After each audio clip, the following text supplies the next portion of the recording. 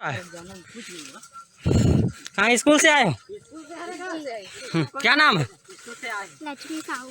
कहाँ से हो? मैं दरगाह। तुम्हारे पापा का नाम? राधे श्याम।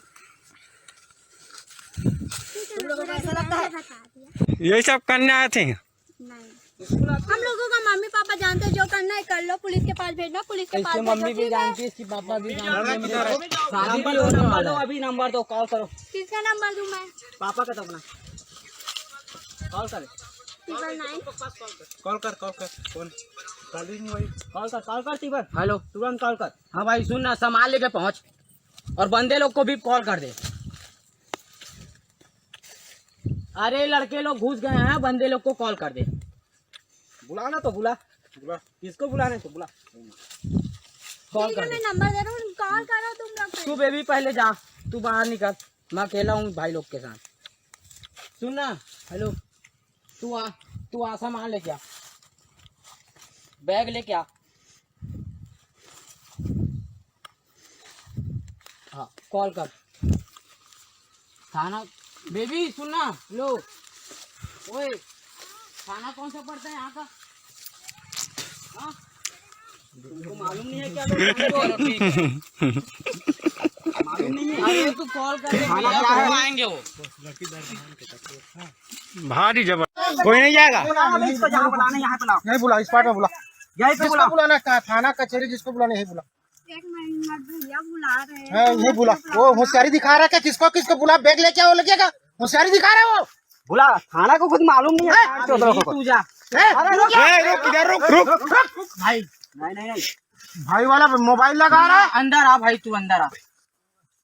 इतना हिम्मत बढ़ गया देखो। नहीं चाचा, डर लग रही है, मेरे को भी डर लग रही है। कोई हाथ नहीं लगाएगा, मेरे को भी डर लग रही है। तेरे को कोई हाथ नहीं लगाएगा। मम्मी पापा ये लोग सब जानते हैं, इसके यहाँ भी मेरे यहाँ भी। इसके मम्मी पापा को बुलाते हैं, तेरे कोई हाथ नहीं लगाएगा।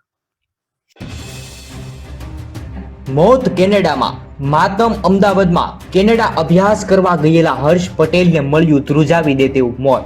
ખરેખર મોટા સમાચાર. દેશ છોડી અને વિદેશ જનારા જોવાનિયાની સંખ્યામાં દિવસે ને દિવસે વધારો થઈ રહ્યો છે. હાલના સમયમાં માતા પિતાનું માનવું છે કે અમારે અમારા દીકરાને વિદેશ મોકલવો છે.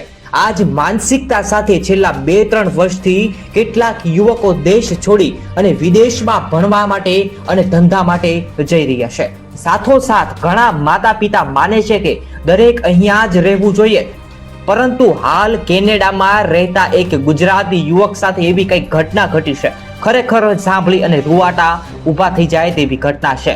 વડોદરાના 23 વર્ષીય યુવકનું હાલમાં દર્દનાક મૃત્યુ થયું છે. ખરેખર પૂરા સમાચાર સાંભળો અને આખી સત્ય ઘટના સાંભળો. છેલ્લા ઘણા સમયમાં ગેરકાયદેસર ઘૂસવાના પ્રયાસમાં ઘણા ગુજરાતીઓના મોતના ભેટવાના સમાચાર સામે આવ્યા છે. તેમજ વિદેશમાં ગોળીબાર અથવા કોઈ કારણોસર હત્યાના પણ બનાવ સામે આવતા રહે છે.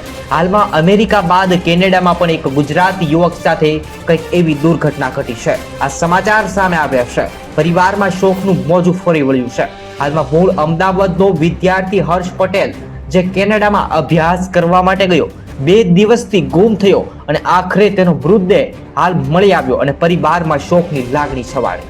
હાલમાં કેનેડામાં સ્ટડી કરવા ગયેલા મૂળ અમદાવાદનો 26 વર્ષીય યુવક ગુજરાતી હર્ષ પટેલ નામનો યુવક ગુમ થયો હતો અને 2 દિવસ બાદ હર્ષનો મૃતદેહ. આવી રીતે હર્ષના મૃત્યુનું કારણ તો હજી કોઈ સ્પષ્ટતા થઈ નથી. હર્ષના પાસપોર્ટ અને ક્રેડિટ કાર્ડ સહિતના દસ્તાવેજો હાલ ગુમ થઈ ગયા છે.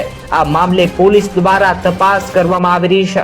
મિત્રો, આ કેનેડાની સમગ્ર ઘટના વિશે તમારા મનના કાંઈ પણ વિચાર હોય, તમારે કાંઈ પણ તમારા મનના વિચાર અંદર તમે આ વિડીયોના માધ્યમથી કહેવા માંગતા હો તો જરૂરથી નીચે કોમેન્ટ બોક્સ આપેલું છે. તમારે જે કાંઈ પણ કહેવું હોય તે કોમેન્ટમાં જણાવો અને લોકોને જાગૃત થાય તેવી કોમેન્ટ કરો. અને આવી જ રીતે ગુજરાતના તમામ સમાચાર માટે જેડી ન્યૂઝ ચેનલને સબસ્ક્રાઇબ કરો. ધન્યવાદ. જય હિન્દ. વંદે માતરમ.